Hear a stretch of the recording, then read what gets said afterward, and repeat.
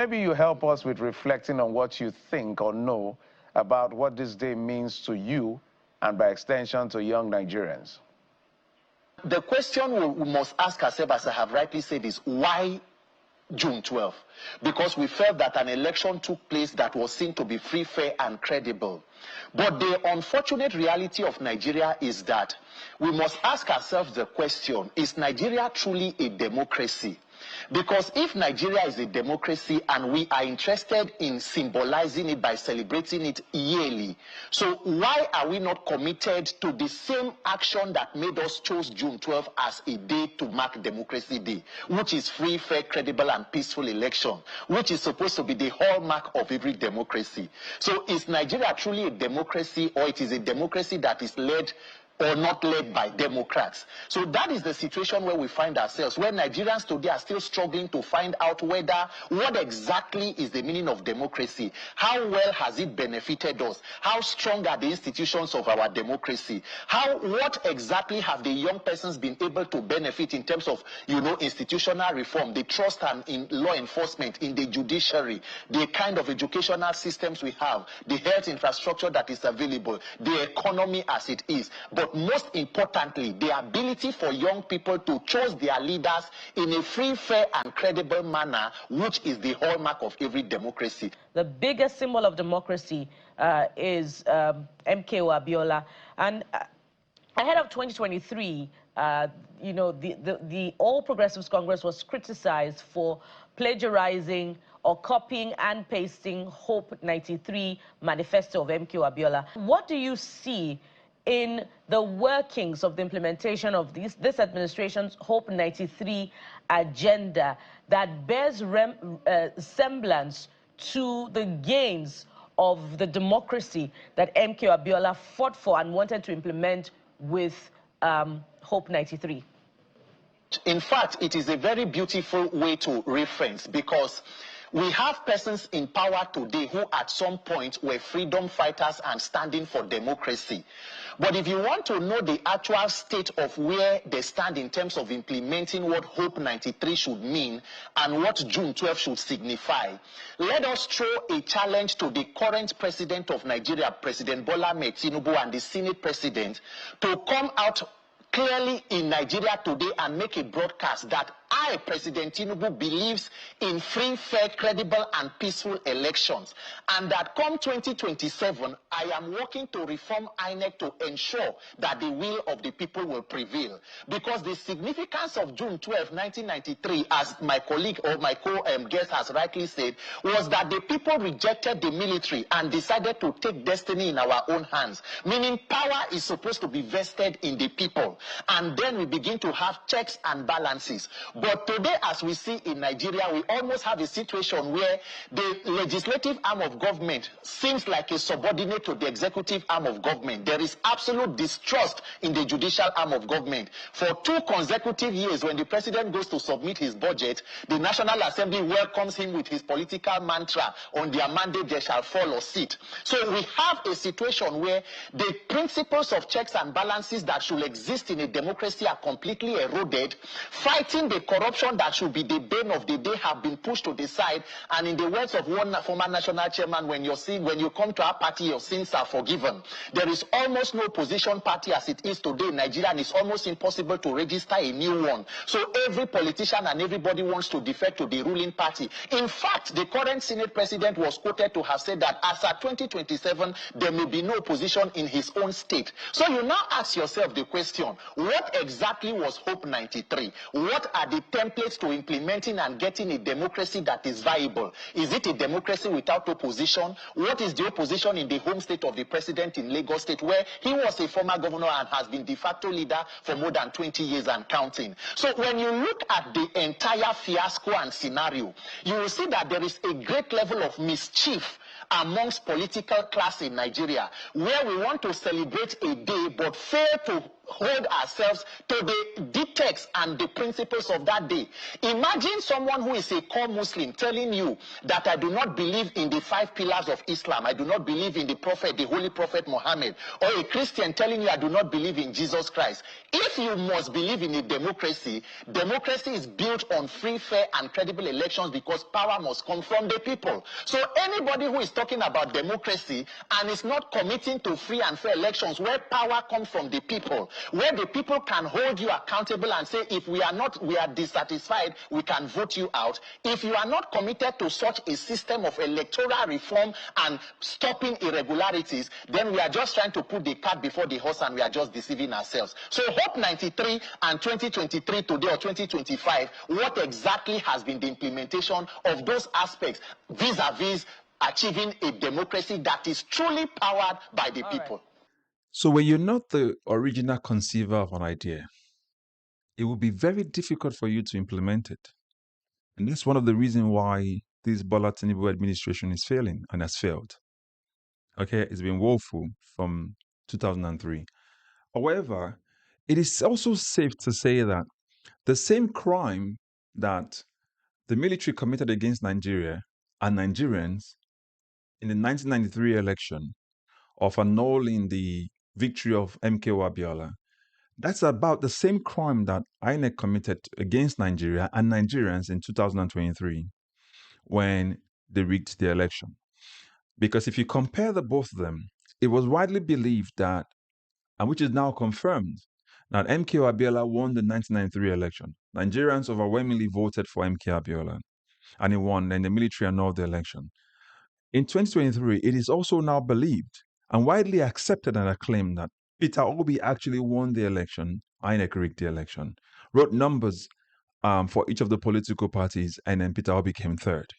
And then Bola Tinubu was actually sworn in as the president. You can see the rigging of the election, comparing that to the military. So if you put that again and compare them, you would see, technically speaking, that this copy and pasting of ideas or manifestos by this current political party, APC, and this current government, this Bola Tinubu's government, is where they're struggling. Because the same way they copied the 1993 manifesto of MKO Abiola and retermed it as renewed hope, which we're now coming to see it as renewed suffering and hardship, is the same way they copied the ideas and manifestos of the Peter Obis, and then they say they've implemented those ideas.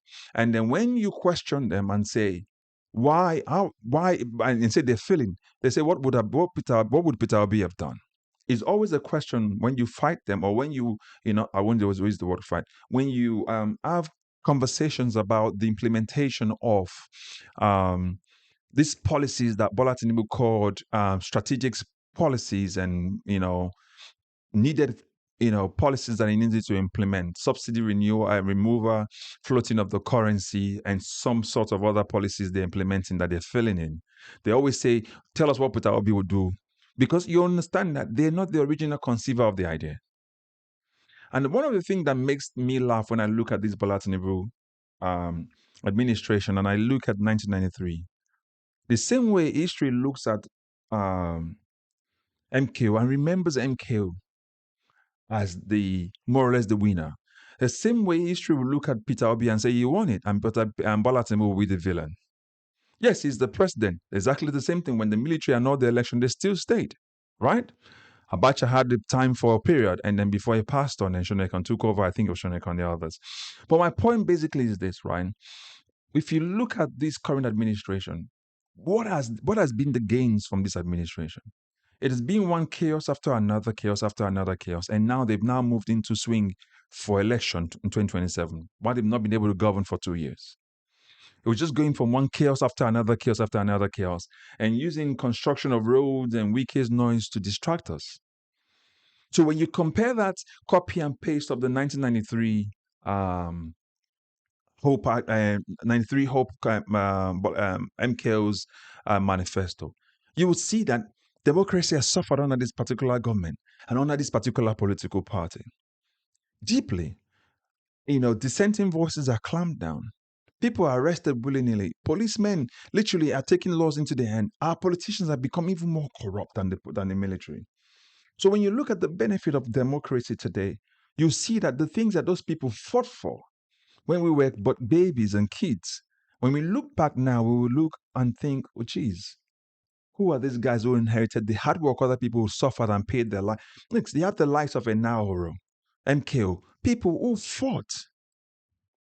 The Adams Oshomole of today, those ones are beneficiary and corrupt beneficiaries of the works that people laid their lives down. Bola Tinubu has not been able to revitalize the economy. And this is supposed to be June 12th. Our education system has failed more. Under the renewed 1993 Hope agenda, there was meant to be free education. Now they've taxed more people. They've not paid them well, but education, school fees has gone up to what, 200,000 per year, and then minimum wage is 70,000. No industrialization, businesses have closed, people have lost their jobs. Nothing literally is working under this government. Do you understand? Look at our healthcare system. Look at our social services. The flood that happened in Niger State recently, what was the cause of it? The government had no plan, and they moved on past that. Security is an issue. Our National Assembly has become a rubber. Rather than performing checks and balances based on the Constitution, the National Assembly, under this Gospel Akpabio leadership, has become a rubber stamp, an extension of Bola Tinubu's administration. Whatever he wants, they give him. Look at the way to let you know how they destroyed our democracy. Look at the way they allowed the state of emergency in Rivers State. Whether or not you support Fubara or not, however way he got in, but look at the way they destroyed democracy. And yet, this man is giving speech. That's what I'm saying, that history will always remember the likes of Peter Obi, the Obedient, for the campaign they pushed in for a better Nigeria, which was what the Hope 93 was all about. A Nigeria where all Nigerians have equal say on who the government is. That when we vote, our votes count and they're not rigged. Let Bola Tinubu come out today and tell us that the same way he pushed for this tax reform is pushing for reform on the electoral system. Let it come and say they're mandating that, and they'll put it in law that electronically results must be transmitted for election. They can't do that because they know if they allow that, they will be rejected completely nationally. Part of the fight for the 1993 election was non-violent transmission or transition and amnesty. But look at it. During election period, thugs and with machetes and guns come around and chase people away from polling booths. It's exactly what happened in 2023. My point basically is this. You're not the original owner of an idea. You copied and pasted it. You're suffering because you cannot implement it. You don't have the wherewithal, you don't have the people they don't have the bandwidth, and they're so corrupt. So they can't even implement it. That's why you can see this haphazard implementation of all these policies, and you ask them, they say, what would Peter Obi have done differently? He said he was going to do, and we did it anyway. Do you understand? So for me, I think that I should remember Peter Obi better. But 1993, the fight from the MKO election, as we reflect back, it is clear that the injustice done to MKO is similar to the injustice done to Peter Obi. And Bola Tinubu, who said he was a Democrat and he fought with MKO and was exiled, has become the one who has destroyed Nigeria today. Because this government is an anti-people government, and its policies is an anti-people policy. Now, put your comment in the comment section. Tell us what you think. But again, don't forget to like, share, and subscribe. And also make your voice count. Remember to share this content with others as well. But we have to continue to sensitize others. 2027 is around the corner. We must make it count because it is for the fight for the soul of our country. I'll catch up in the next video. Bye-bye for now.